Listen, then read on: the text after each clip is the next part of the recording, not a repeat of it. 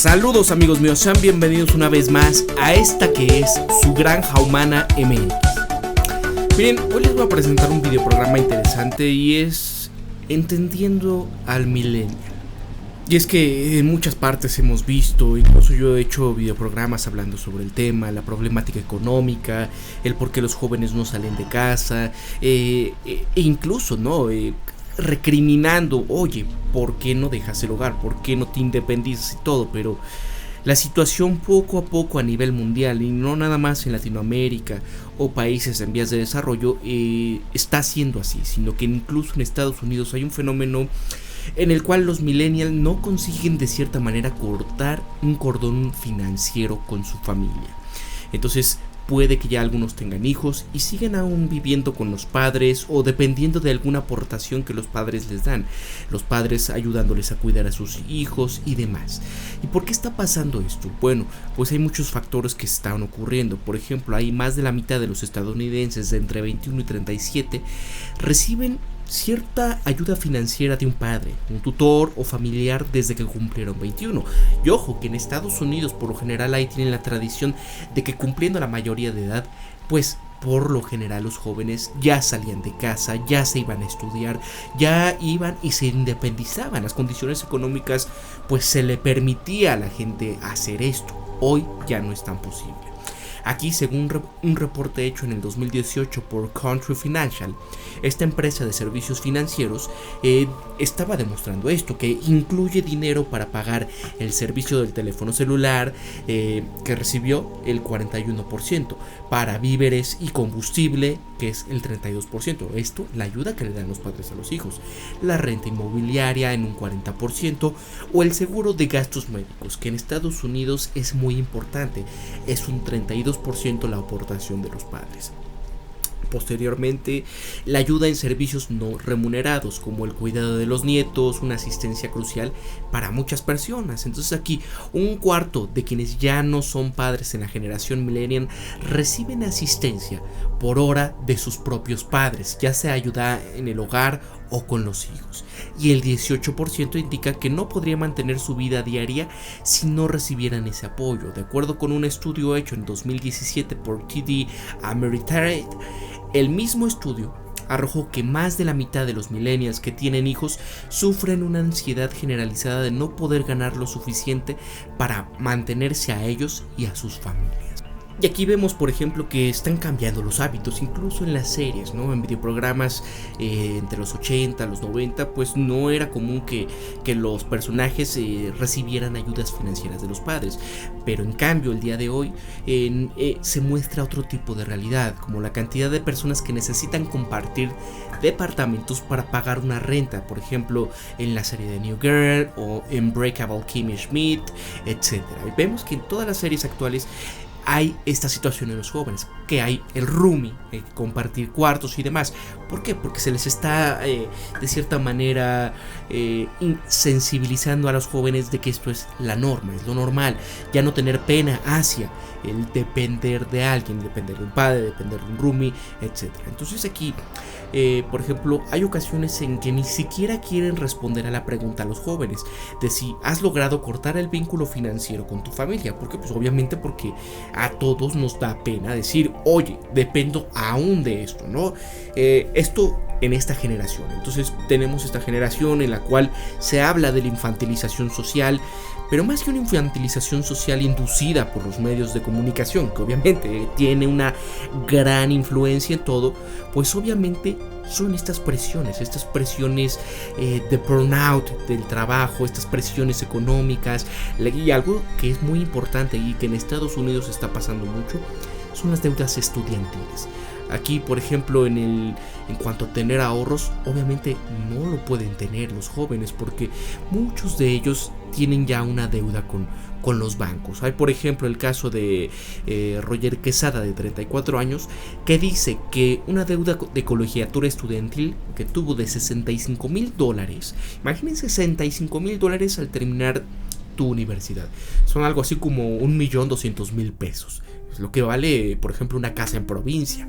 Entonces aquí, tramitada con una institución financiera, Sally Mack cobra $400 al mes tan solo por intereses. Algo así como 8,000 pesos. Imagínense aquí en México que la mitad de la población millennial gana a lo mucho 7,500 pesos, que es poco menos que lo que pagaría un joven en Estados Unidos de intereses.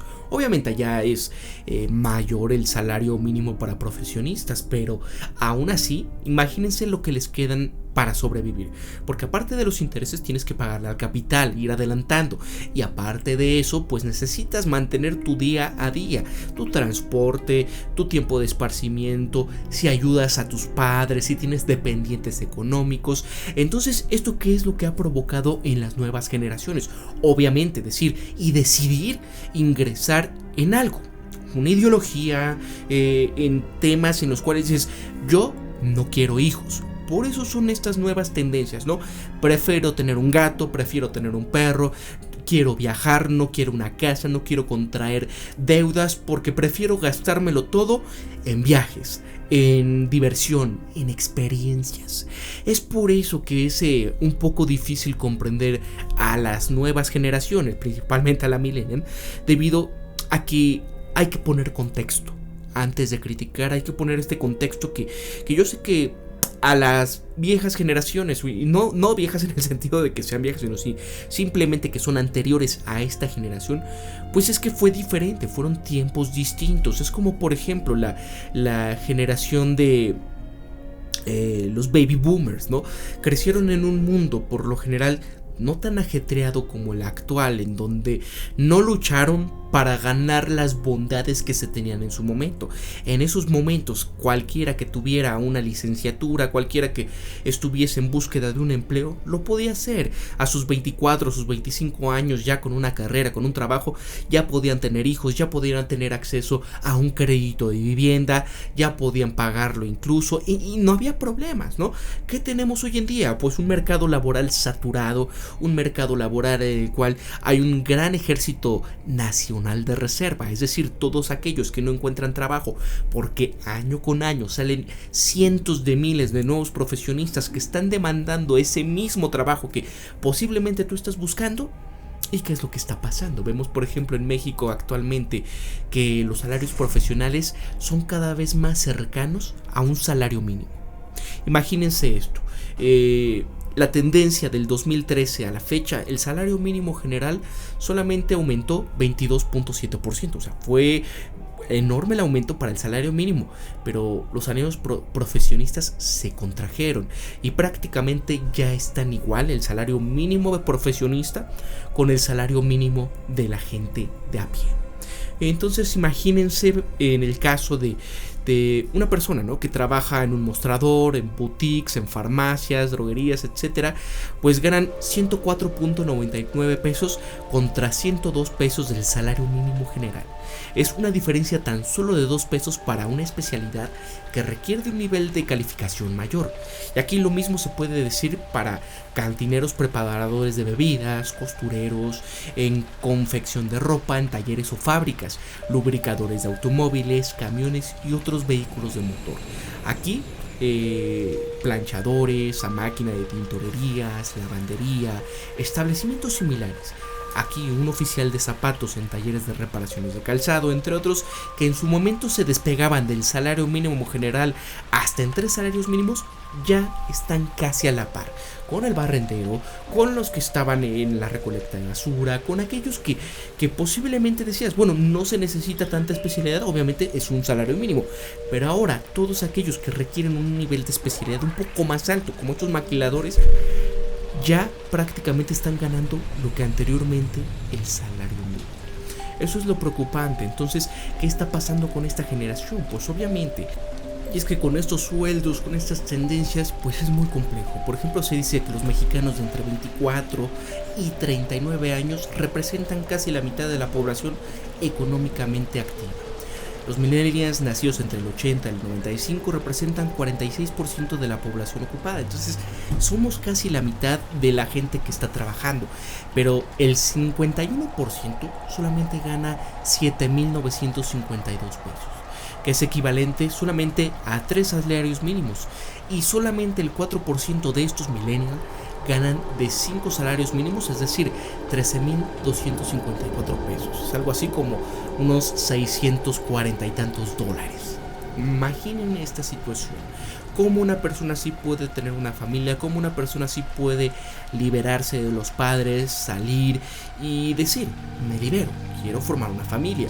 Cómo de esta manera puede, de cierta manera, formar una familia en el sentido en el que dices, bueno, alguno de los dos padres puede quedarse a cuidar al niño en el primer año o los primeros años de vida de este. ¿Cuántos van a poder? Es precisamente por esta situación que los jóvenes de hoy en día pues están en estas cosas que muchos no comprenden. Yo incluso a veces no comprendo cómo alguien no quisiese tener un hijo, ¿no? Pero es maravilloso, yo soy papá, pero es esto precisamente. Aquí, por ejemplo, el 63% en México vive con sus padres, 52% es soltero y sin hijos, y además 39% se dedica a ser estudiante, mientras que un 18% trabaja dentro de la iniciativa privada y además un 11% trabaja por cuenta propia o son freelance. En cuanto al modus vivendi, 60% reconoce que no tiene prisa para iniciar una vida adulta como la de sus padres. Es precisamente por esto, porque no es que estos jóvenes sean irresponsables, no es porque los jóvenes no les importe la vida, el futuro y demás, sino porque obviamente hagan las cuentas. Pónganse en perspectiva de esta situación. ¿Cómo es posible que van a poder salir con estos sueldos? ¿Cómo van a querer o van a tener prisa por tener una vida adulta, entre comillas, como lo tuvieron sus padres? Aquí el 54% afirma que no tienen inconveniente en vivir en casa de sus padres, obviamente, ¿no? Porque prefieren un empleo que los haga felices a uno al que ganen mucho dinero. Asimismo, el 54% prefiere gastar su dinero en experiencia y no en posesiones. Es lo que les comentaba. Entonces, ¿ustedes qué opinan de esta situación? Porque muchas veces hemos comentado esta situación, lo he visto en memes, lo he visto comentando de cierta manera incluso, ¿no? Yo lo he hecho en algunos programas que he hecho sobre los millennials, muchos compañeros conocidos en Facebook, lo he visto, ¿no? Ex compañeros de la universidad. A veces damos una crítica muy injusta a estas nuevas generaciones, y ni se diga los centennials, ¿no? Que son los más jovencitos que ya están en edad de trabajar actualmente, pero ¿qué va a pasar con ellos? Pues es una situación compleja, y hay un tema que quiero tratar el día de mañana, y es sobre un artículo que habla sobre que se van a perder 10 millones de empleos en México por la inteligencia artificial. Es decir, esta revolución 4.0 de la inteligencia artificial, la automatización laboral, la implantación de la robótica en los procesos productivos. Y esto no es una crisis económica derivada de procesos que haya provocado tanto a un gobierno como sectores externos, etcétera. No, esto es una tendencia mundial. Entonces, esto lo voy a hablar el día de mañana, y ustedes platíquenme qué opinan de esta situación. ¿Cómo podría un millennial salir de casa de sus padres? ¿Cómo pueden superar esta situación, ¿no? En Estados Unidos, por ejemplo, Bernie Sanders está planteando la cancelación o la condonación a los estudiantes de todas estas deudas estudiantiles. Es una cartera vencida, es una burbuja económica que se viene para Estados Unidos. Esto les va a ocasionar muchos problemas, y sus jóvenes, pues imagínate salir de la universidad y ya de ver lo que una casa prácticamente, quedarte sin esperanzas, sin expectativas. Y aquí en México, ¿no? Sales de la universidad y bueno, ¿y qué me ofrece el mercado laboral? Yo sé que no vas a obtener un trabajo luego el más alto, sé que tienes que ir paso a paso, pero por lo menos para invertir en un negocio con los sueldos que yo estoy viendo actualmente, está muy complejo. Yo tuve la oportunidad de encontrar un buen trabajo que me permitió invertir, pero no todos tienen la posibilidad, y vean las estadísticas. Entonces tú dime qué les recomendarías, qué les sugerirías a alguien que está en la plena depresión o en una crisis existencial precisamente derivado de todo esto. Entonces yo por eso creo que todas estas cuestiones de los social justice warriors o todas estas nuevas tendencias progresistas y cosas que a veces no comprendemos, ¿no? Pues son derivados de todo esto.